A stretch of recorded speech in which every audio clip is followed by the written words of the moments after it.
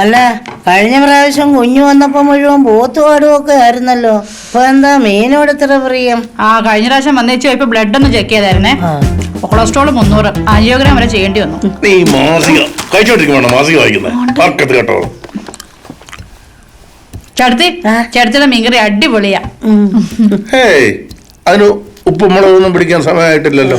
നന്നായി പിടിച്ചിട്ടുണ്ട്. എടാ വന്നിച്ചിട്ട് കപ്പയും മീനും കഴിച്ചു പോ. ചേട്ടത്തെ സ്നേഹത്തോടെ ഉണ്ടാക്കിയല്ലേ. അതിന് ഇപ്പോഴത്തെ പിള്ളേർക്ക് വല്ല ഇതിന്റെയൊക്കെ ടേസ്റ്റ് മനസ്സിലാവോ? കണ്ടില്ല എഴുന്നേറ്റ് വരുന്ന സമയം, മണി ഉച്ചയായി. ഫിഷ് ഫ്രൈ ഒന്ന് തരാവോ? താങ്ക്സ്. പപ്പ ഫിഷ് ഫ്രൈ വേണ്ട, ഓട്സ് കഴിക്ക്.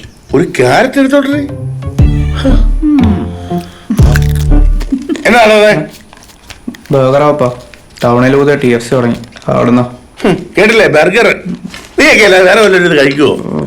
എടി 2 റൊട്ടിക്കകത്തോട്ട് ചിക്കൻ പീസ് വെക്കും, എന്നിട്ട് അതിനകത്തോട്ട് ഈ സവോളയും തക്കാളിയും കൂടെ അരിഞ്ഞങ്ങോട്ട് തിരികും. അത് മേടിച്ച് കഴിക്കാൻ ഇവനെ പോലുള്ള പൊട്ടന്മാരും സായിപ്പ്മാരുടെ ഒരു ബുദ്ധിയേ. അതിനാ സായിപ്പന്മാരുടെ ഇപ്പൊ ഒരു പുച്ഛം. അത് നമ്മുടെ ഈ നാടൻ ഫുഡ് തന്നെയാ ബെസ്റ്റ്. അതുകൊണ്ട് എന്റെ ഓട്സ്, അവളുടെ ഓട്സ് ബെസ്റ്റാ.